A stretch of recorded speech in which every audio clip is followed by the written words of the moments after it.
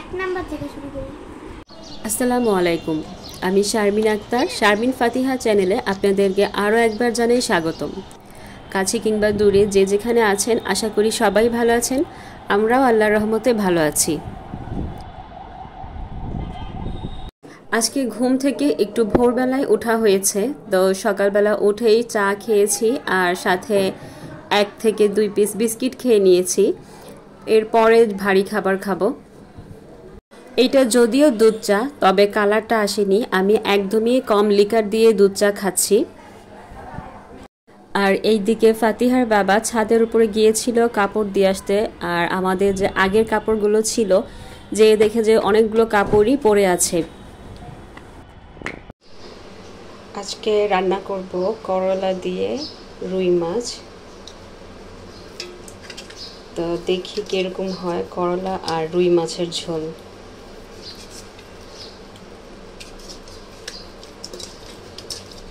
আমি রুই মাছের সব পেটের চাকাগুলো নিয়েছি।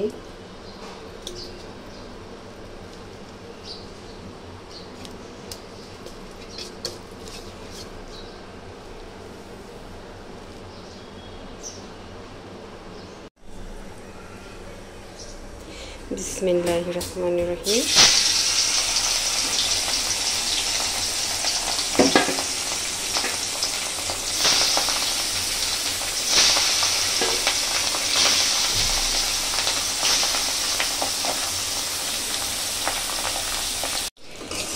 আমার মাছ ভাজা শেষ। আজকে জোহরের আজান দিয়ে ফেলছে, রান্নাটা একটু দেরি হয়ে যাচ্ছে।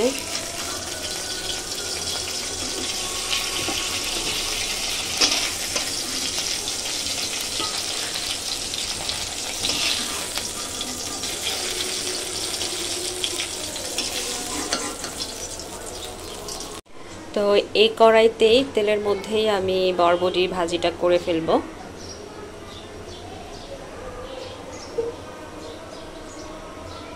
যখন একটু লাল লাল হয়ে আসবে তখনই দিয়ে দিচ্ছি। রায়ন চিল্লাচিল্লি করো না। কে আসছে? মেহমান। আচ্ছা যাও। আচ্ছা তুমি নামাজে যাবা, যাও রেডি হও।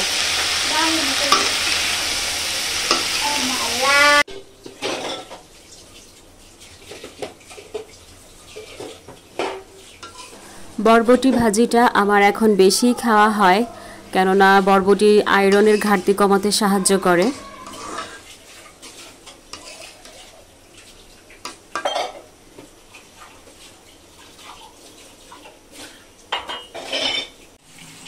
তো পাশের চুলায় যে কই মাছগুলো দেখছেন, এগুলো আমার বড় বোনের। ও আবার ওর মেয়েকে নিয়ে গিয়েছে ডক্টরের কাছে, আমাকে বলে গিয়েছে ভেজে দিতে, আমি ভেজে রেখেছি। আর এখানে আমি করলা দিয়ে রুই মাছের ঝোল রান্না করছি। তো করলাগুলোকে একটু বড় বড় রেখেছি।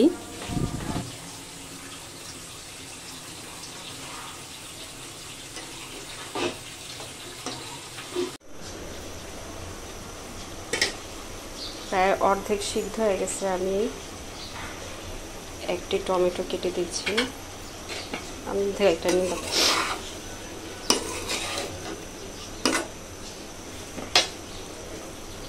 ঢেলে দিই।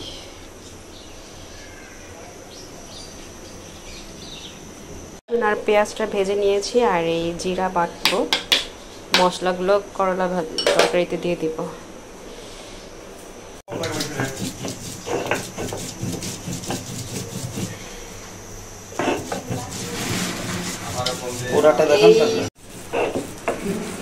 এই বাটা মশলা যে কোনো তরকারিতে দিলে তরকারির স্বাদ অনেক গুণ বেড়ে যায়।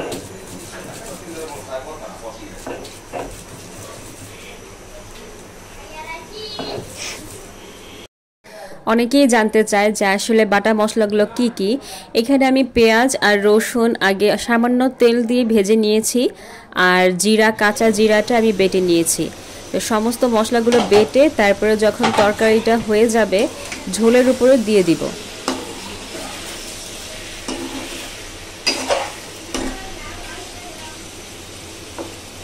সিদ্ধ হয়ে গেছে, এখন শুধু ঝোলের পানিটা দিয়ে দিব।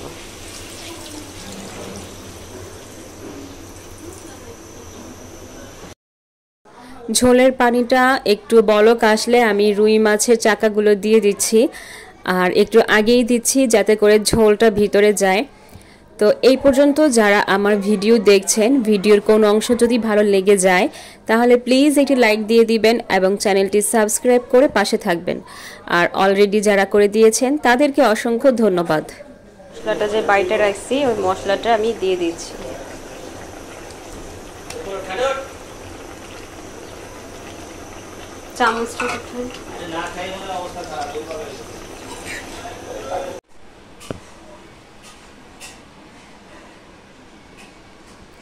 করলার ঝোলটা দেখতে যেমন লোভনীয় হয়েছে, খেতেও কিন্তু অনেক লোভনীয় হয়েছে।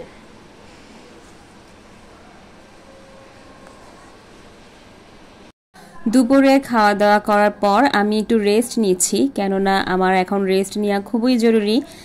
আর রায়ান একদমই ঘুমায়নি, ওকে বললাম যে ঘুমাতে, আজকেও ঘুমাবে না, জেদ ধরেছে। তো সন্ধ্যা হয়ে গিয়েছে, সন্ধ্যার সময় ছেলে মেয়ে দুজনকেই পড়াতে বসেছি। মেয়ের আর কিছুদিন পর থেকেই সিটি পরীক্ষা শুরু হয়ে যাবে। বলো, পড়ো, হাত দাও। কাফা বিল মারি, কাফা বিল মারি, বলো কাফা বিল মারি, কাফা বিল মারি। এক নাম্বার থেকে শুরু করি।